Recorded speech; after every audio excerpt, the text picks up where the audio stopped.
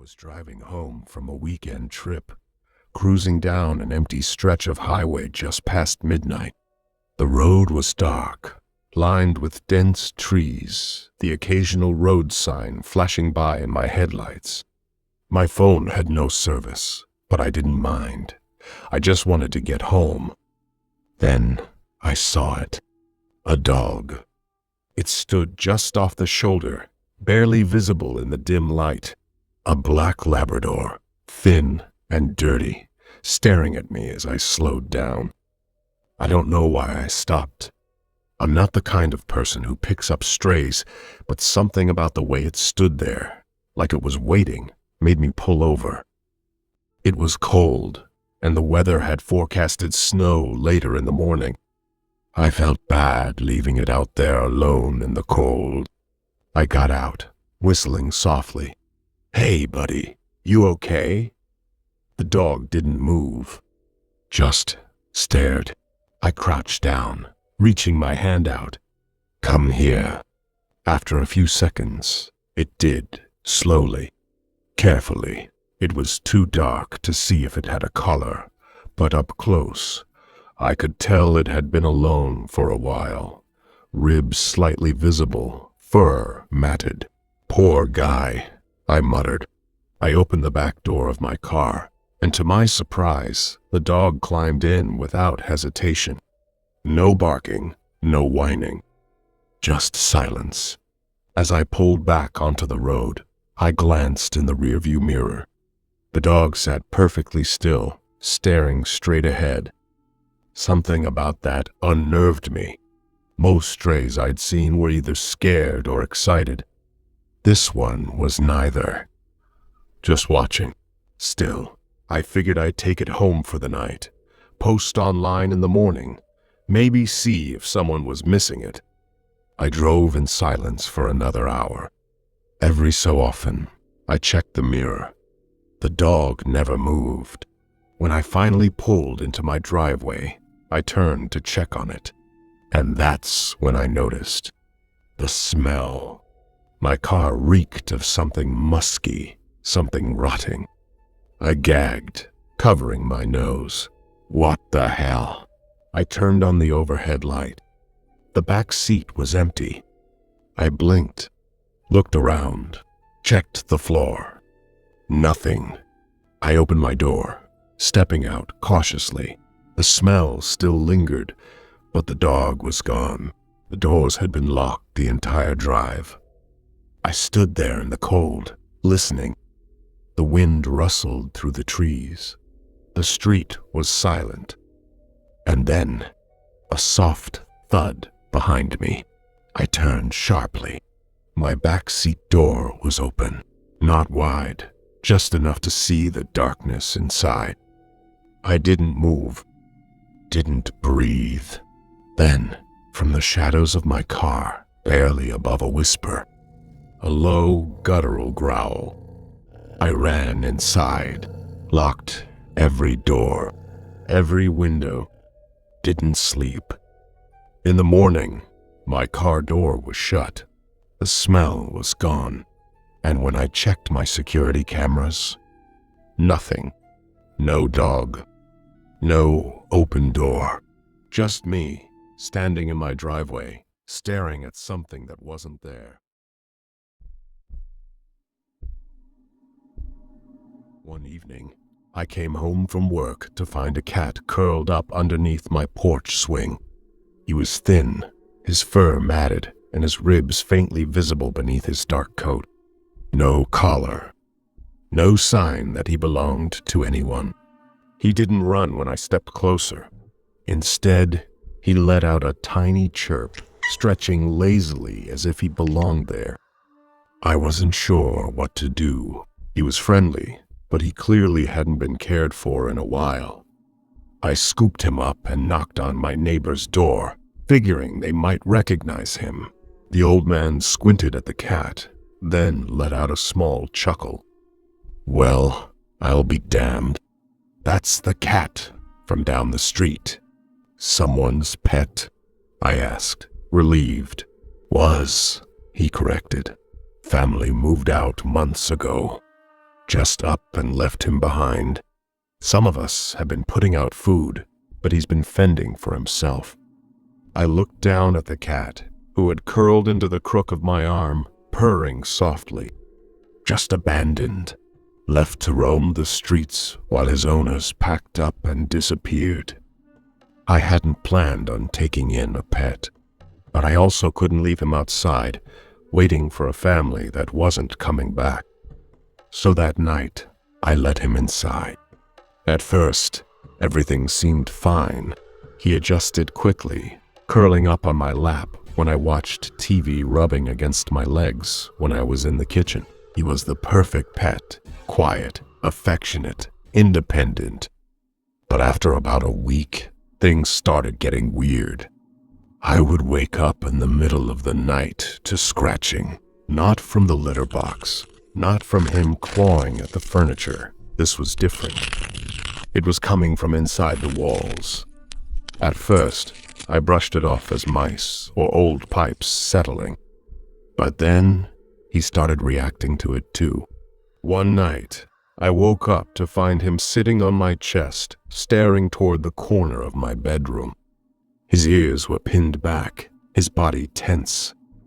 I swallowed hard. What's wrong? He didn't move. His tail twitched once, and then without warning, he let out this low, guttural growl. A second later, the scratching started again. Louder, closer. I turned on the light, half expecting to see something crawling out of the wall, but there was nothing there. Hay, however, was still fixated on the corner, his eyes wide and unblinking. This kept happening. Every night, the scratching would return. Some nights, it sounded like it was coming from the closet. Other nights, the ceiling. Then, things escalated. One morning, I woke up to find all of his toys arranged in a perfect circle in the middle of my living room. I lived alone. I hadn't touched them.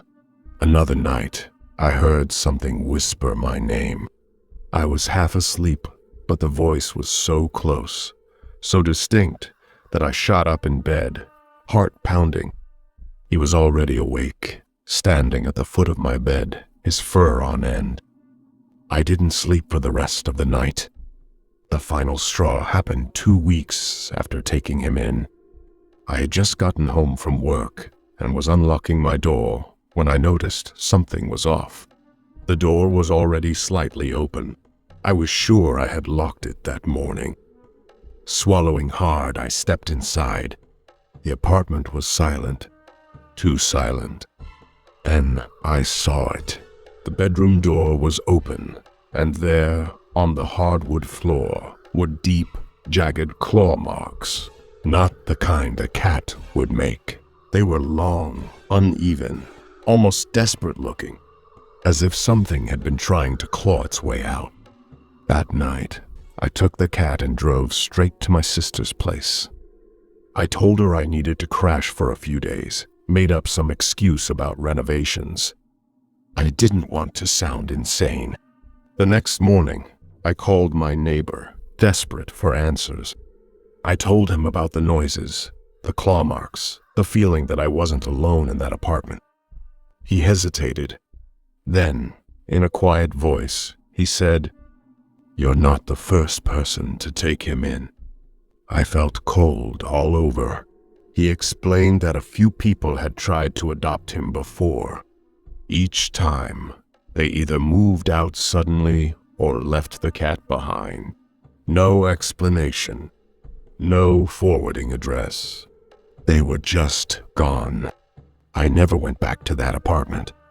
I had my things packed and moved by friends while I stayed elsewhere. The cat came with me, and strangely, after we left, the scratching stopped. I don't know what was in those walls, but I do know one thing. Some nights, even in my new place, he still sits at the foot of my bed, staring at the corner of the room. And sometimes, I swear I hear my name. I had always wanted a pet, but my job never allowed me the time to care for one, especially not a dog. I was constantly on the go, traveling, working late.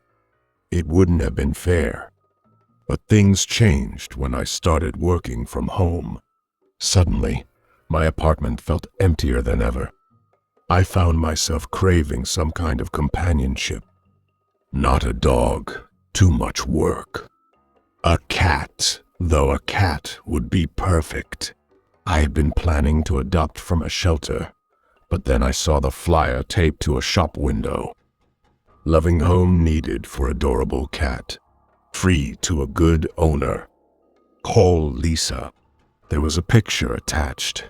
A small, gray tabby with big, curious eyes. He was adorable. I don't know why I called the number. My instincts told me to go through a shelter, but something about that little face pulled me in. On a whim, I dialed. A woman answered almost immediately. Her voice was warm, a little rushed. She said her name was Lisa and that she had to rehome her cat due to personal reasons. I asked a few questions. Was he healthy, litter-trained, microchipped, and vaccinated? She assured me he was, except for the microchipping. She sounded almost too eager to hand him over. When I asked if I could come pick him up, she hesitated. "I'll bring him to you," she said quickly. "When are you home?" Something about that struck me as odd, but I brushed it off. Maybe she was just cautious about strangers knowing her address, or perhaps she wanted to see where her beloved pet would be living. That evening, she arrived at my apartment building, carrying a small pet carrier. She was younger than I expected, probably in her early 30s, with a pale, gaunt face and darting eyes. She clutched the carrier tightly, as if she didn't truly want to let go. I met her outside.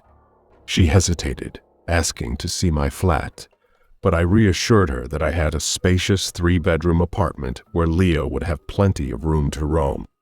She didn't press the issue. "You have to promise to take good care of him," she said, staring at me intensely. "I will," I assured her, feeling awkward.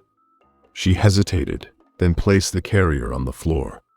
The cat inside let out a small, nervous meow. "His name is Leo," she said. "Don't change it, and just talk to him sometimes. He likes that." It felt like she was trying too hard to come across as a concerned pet owner, but instead, she just seemed off, a little unhinged. I forced a polite smile. "Of course." Then, without another word, she turned and practically ran down the hallway. It was strange, but I figured she was just having a hard time parting with her pet. At first, everything seemed normal. Leo was skittish but sweet, gradually warming up to me. He loved cuddles and would curl up next to my laptop while I worked. Then, Lisa started texting me. At first, it was harmless. "How's Leo? Adjusting. Is he eating well?" I answered, being polite. She responded immediately, always pressing for details. "Where does he sleep? Does he still stare at the window at night?" That one unsettled me. Leo did have a habit of sitting at the window late at night, staring into the darkness. But I figured cats did weird things all the time. Then, a few nights later, I found a note slipped under my door. "I miss him. Can I visit?" My stomach dropped. I never told Lisa my apartment number. And how did she get inside the building? The next morning, I texted her, "Did you come by last night?" She responded almost immediately, "I just wanted to see him." I didn't reply. That night, Leo was restless. He paced the apartment, his ears twitching at every little sound. Around 9 in the evening, as I was brushing my teeth, I heard it. a soft tapping on my window. At first, I thought it was just the wind, but then it happened again. It sounded like someone was tossing small stones or pebbles against the glass. I live on the 3rd floor. Heart pounding, I crept toward the living room.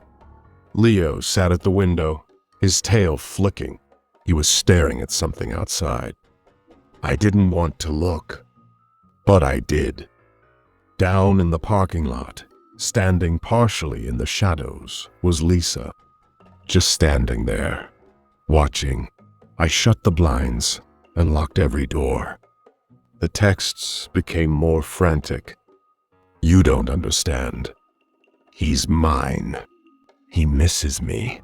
I need to see him. Just 5 minutes." Then, one night, I woke up to Leo growling, a low, deep sound I had never heard from him before. I sat up, heart hammering, and then I heard it. The doorknob, rattling. Someone was trying to get in. I grabbed my phone and called the police. By the time they arrived, she was gone. I reinforced my locks with a deadbolt the next day. For a while, everything was quiet. The texts stopped. I thought maybe she had finally given up. Then, last week, I came home to find a small package sitting outside my door. No return address. Inside was a single Polaroid picture. Leo, sitting in my apartment window, taken from outside. I called the police again, and this time they took things seriously. They found Lisa 2 days later. But here's the thing. She wasn't Leo's real owner. He had been stolen, taken from another home a few weeks before she gave him to me. The real owners had reported him missing, but he never turned up. Until now. Lisa had a record, breaking and entering, stalking, theft. She had been released from prison just 6 months ago. Though her plan was sloppy, she had intended to use the cat as an excuse to get inside my apartment and rob me. But my natural caution had thrown a wrench in her scheme. The officers told me she wouldn't be bothering me anymore. Leo's rightful owners finally got him back. I was heartbroken. After everything, I had fallen in love with the little guy, only to have to say goodbye. Eventually, I went to the shelter and adopted a kitten. His mother had been a stray and gave birth at the shelter, which was a relief. At least this time, there wouldn't be any crazy woman showing up at my door. Growing up, my family had a golden retriever named Max, and after he passed, I swore that one day, when I had my own place, I'd get another dog. A few months ago, I finally did. I had just moved into a small house on the outskirts of town, away from the noise of the city. It was my first time living alone, and as much as I loved the independence, the quiet was unsettling. At night, every creak of the old house felt louder. Every gust of wind outside sounded like something moving. That's why I decided to get a dog, for companionship, and maybe for a little extra security. I found an adoption listing online for a black Labrador mix named Toby. His previous owner had passed away, and he needed a new home. When I went to meet him at the shelter, he was quiet, sitting in the back of his kennel while the other dogs barked wildly. The staff told me he was well behaved, a little timid, but affectionate once he warmed up to someone. I signed the papers that day and brought him home. At first, everything was fine. Toby was calm, well-trained, and never caused trouble. He followed me from room to room, always watching but never demanding attention. At night, he slept at the foot of my bed, a silent, reassuring presence in the darkness. But then, the strange things started happening. It began with small noises, scratching sounds at the back door in the middle of the night. At first, I thought it was Toby, but he was always asleep when I checked. Then, things started going missing. A hairbrush, my keys, a picture frame that had been on my nightstand. I'd find them in random places, like the kitchen counter or the hallway floor, as if someone had moved them. Then, Toby's behavior changed. One night, I woke up to him growling low and deep, unlike anything I'd ever heard from him before. He was standing at my bedroom doorway, his body tense, his fur bristling. I sat up, my heart hammering. "Toby, what's wrong?" He didn't respond. He just kept growling, staring into the dark hallway. I turned on the bedside lamp, expecting to see what? An intruder? A wild animal that had somehow gotten inside? But there was nothing. I got up and walked toward the hallway, but Toby suddenly lunged in front of me, barking viciously. I had never seen him act like that before. It was like he was warning me. I looked down the hallway, and that's when I saw it. The attic door. It was open. I knew for a fact it had been closed before I went to bed. My stomach twisted as I reached for my phone, my hands shaking. There was no way I was imagining this. I hadn't gone near the attic since moving in. Toby was still growling, his eyes locked on the open hatch above us. Then, something moved. A faint creak coming from inside the attic. That was all it took. I grabbed my keys, threw on my coat, and ran out of the house, Toby right behind me. I didn't stop until I was in my car, my hands fumbling to start the engine. I drove straight to a friend's place, refusing to go back until morning. When I finally did, I brought someone with me. We searched the house, checking every closet, every locked door, and finally the attic. That's when we found it. A dirty, rolled-up sleeping bag, a few empty water bottles, and food wrappers scattered across the attic floor. It wasn't just dust and forgotten junk up there. Someone had been living in my house. Either they had left the night before, or they were still inside, hiding somewhere. We didn't wait around to find out. I called the police, and they searched the house from top to bottom, but whoever had been there was long gone. They changed my locks, told me to be careful, but deep down, I knew I'd never feel safe there again. A week later, I started making plans to move. But on my last night in the house, something happened. I had already packed most of my things, leaving only a few essentials in my bedroom. Toby was curled up on the floor beside me, finally relaxed after days of tension. Then, at around 2 a.m., I heard it. A creak. Not from the attic this time. From the closet. My breath caught in my throat as I slowly turned my head. The closet door, one I knew I had shut, was open. Just a few inches. And in the darkness, I saw an eye staring back at me. I didn't scream. I couldn't. I just grabbed Toby and ran. I never went back for the rest of my things. A few days later, I signed the lease on a new apartment across town. It was smaller, older, but it didn't matter. It was safe. But sometimes, late at night, Toby still wakes up and growls at the closet door. And I can't help but wonder, what if I had stayed one more night